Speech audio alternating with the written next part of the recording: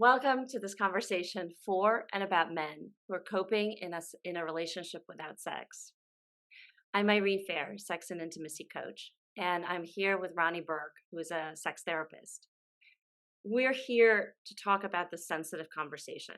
It's an important conversation to have about men's experience in a sexless relationship or a relationship where there is a reduction in sex due to particularly the woman's loss of interest in sex.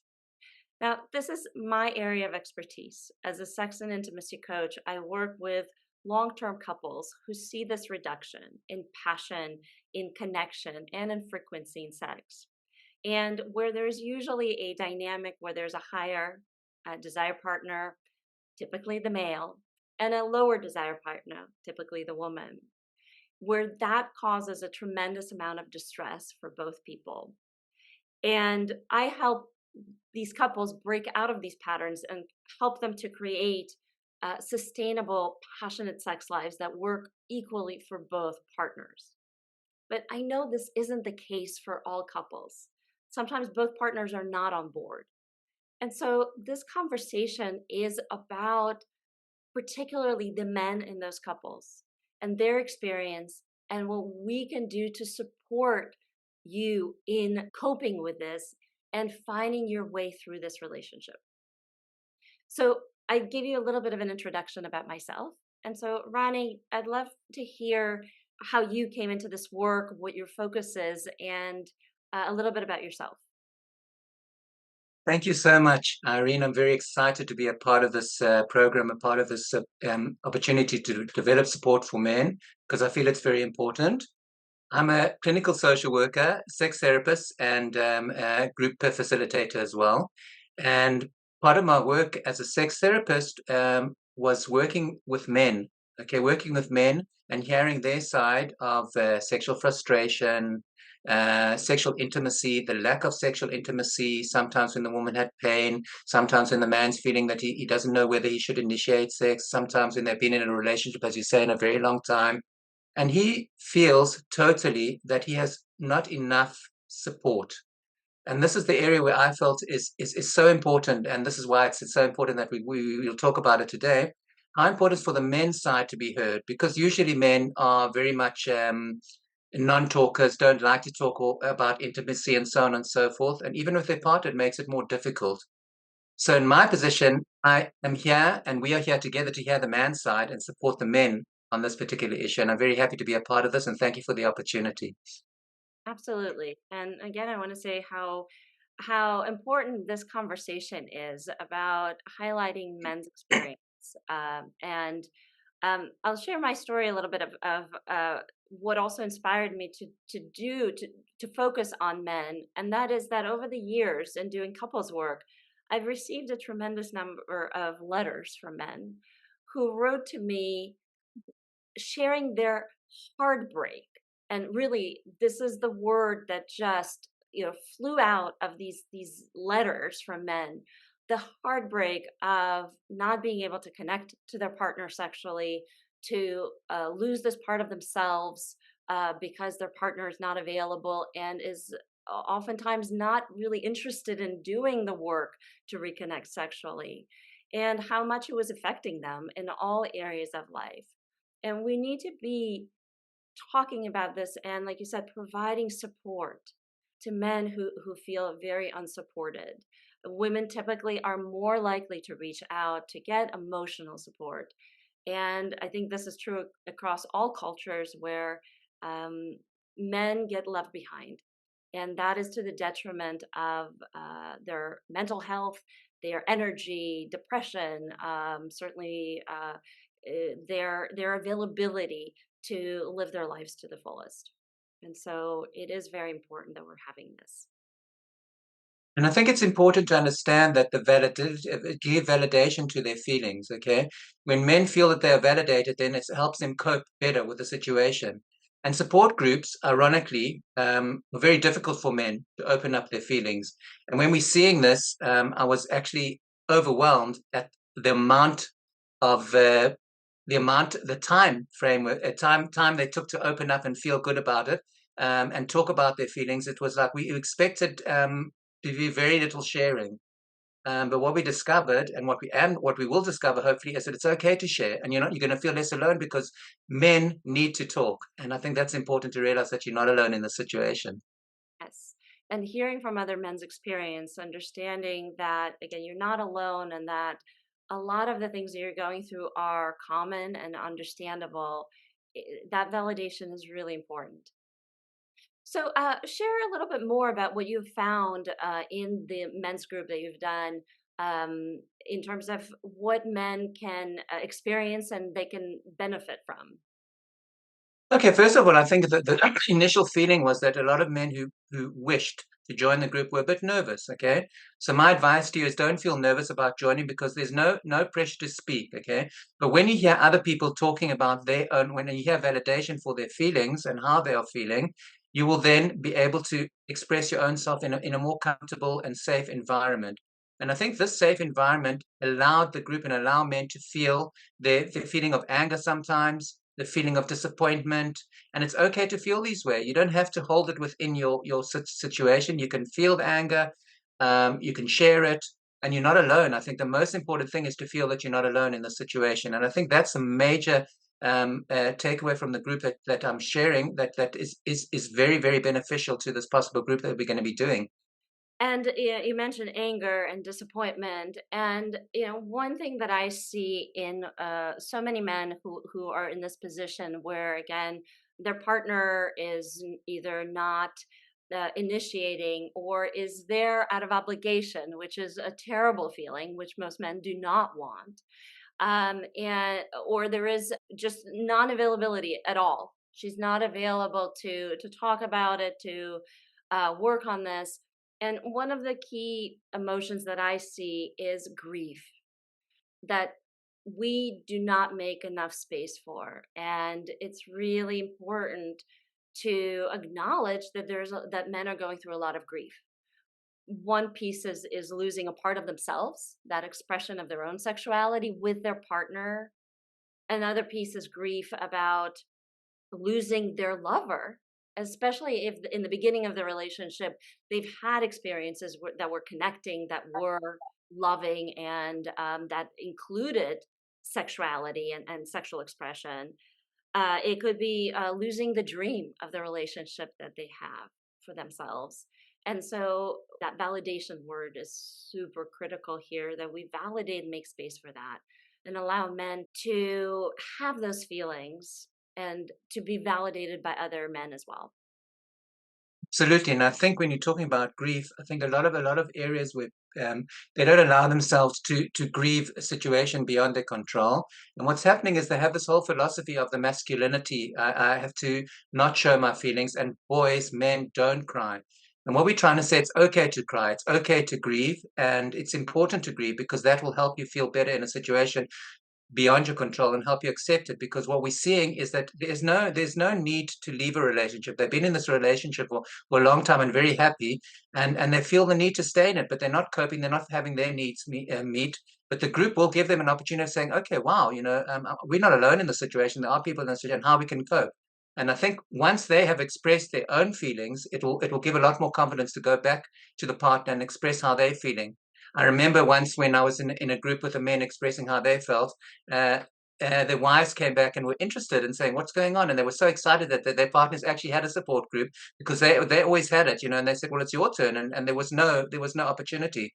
And they said that's between me and the group, and they were all proud of themselves and saying that they don't need to talk about it. But at the end, we did encourage sharing with your partner because I think that's the most important part about sharing and sharing your grief as well. How you feel about it. It's okay to cry. It's okay to share that feeling. And as I said again, validation of your feelings is a very important part of the group.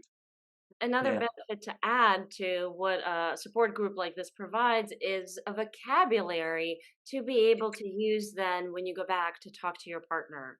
Because absolutely.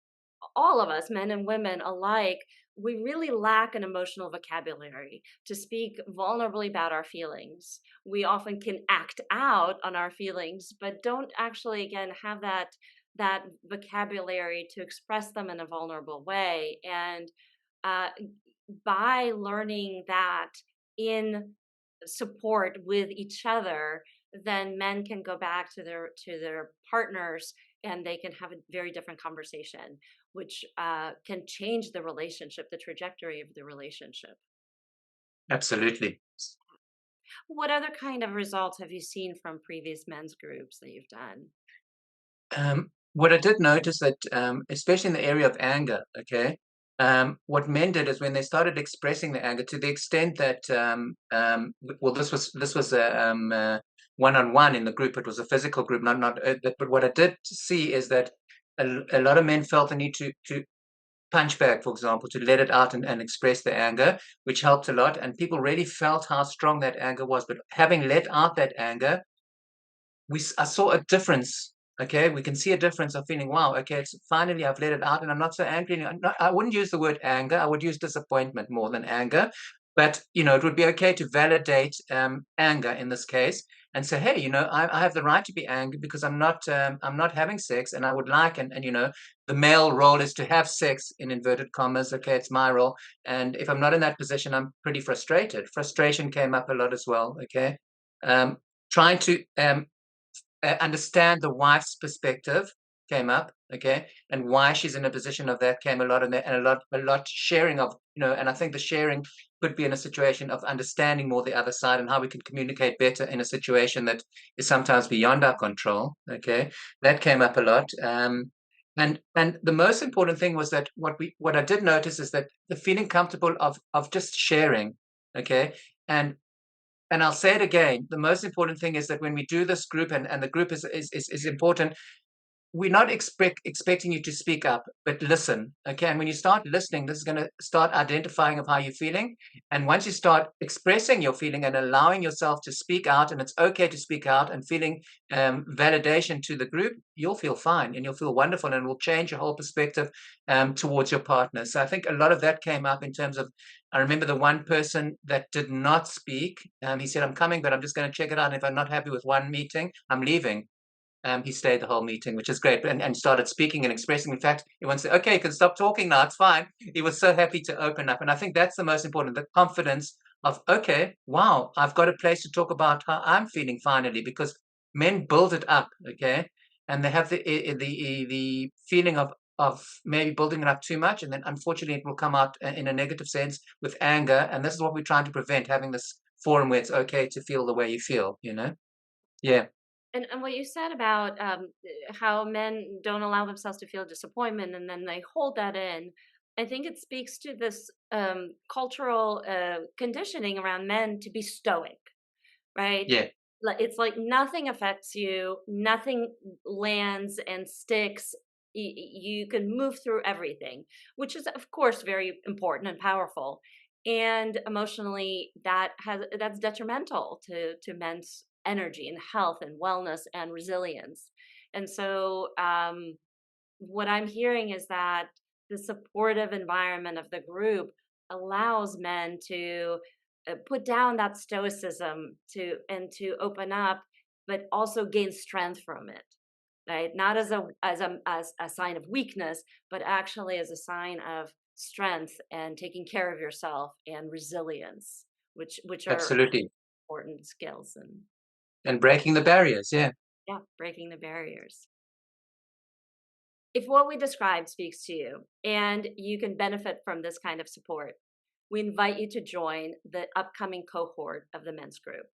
This is an 8-week support group with Ronnie and me, supporting a group of men who are interested in being there for each other. You can check out the information on my website at irenefehr.com/men's group, where you can find the upcoming dates, the pricing, the timing, and all the different details for this group. Please apply for this group. We will invite you to a quick interview to understand your situation and what your expectations are, and then start the group, all of us together. Some of the common questions that we get from men are, do I need to speak in every session? So, Ronnie, can you address that one?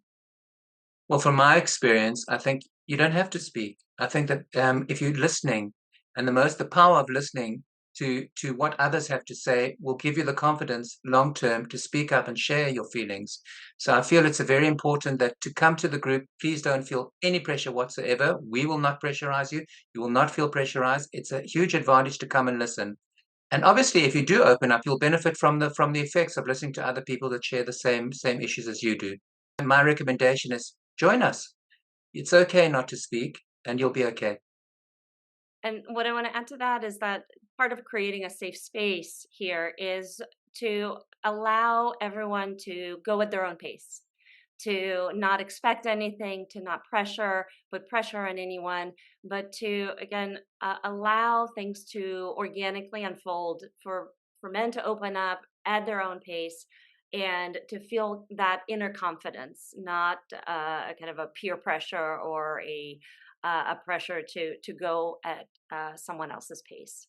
So that's critical. Absolutely. And I think one thing that we didn't clarify is it will be a closed group, so you'll feel very comfortable. There won't be people coming in and out of the group. You will slowly but surely could possibly feel comfortable and to express how you're totally feeling, because the pressures from outside won't be the pressures from inside the group. And it's important for you to understand that this group can be so beneficial if you just give it an opportunity to try it and see how you're feeling. And the next common question is, do I need to attend all sessions? And the answer is yes, at least 6 out of 8, so that you can really benefit from that organic uh, reveal that happens when you connect to each other, when you listen to each other, and when you build up that confidence, vocabulary, openness to share about yourself. And also, I think about committing to the process and being at least 6 out of 8 meetings is that you're committing to the people in the group as well, and they will know they will open up to you, and they wouldn't want you to come in and out of the group because they've shared something and feel insecure about what they've shared with you, and knowing the next week you're not going to be there, and you holding what they shared. I think that's one of the most important things, that this group can be very much together, and you can create a form of bondness and understanding each other's needs. And if somebody comes in and out, it's not beneficial to the process. And I think it's very important to remember that. Yeah, That it's a commitment. It's a commitment to the process, absolutely. 8 weeks, Yeah, and to each other, which is very important. Again, yeah, that safety that you spoke about. And a last question we typically get is, are there any requirements to join this group? And the basic one is that you are a married man, married to a woman, and that you are interested in getting support, in coping and moving through this, in finding an outlet for your experience, for your feelings, and uh, rebuilding your own resilience in a way. Is there anything you want to add? absolutely. Yes, I think, and it will give you some form of support structure that you'll feel a lot more confident in going back to your partner and sharing how you're feeling and giving you many more coping skills in a situation like that. Absolutely. And again, this is such an important area. We're honored to support men who want to be part of this. We're excited to further this conversation, a much needed conversation in our societies, in our cultures, and in making this available for men. So we hope that you will join us. And again, all the information is on the webpage on my website, which is irenefehr.com/mens-group. Thank you so much again for being with us, and we hope to see you in the group. Looking forward to seeing you in the group. Thank you.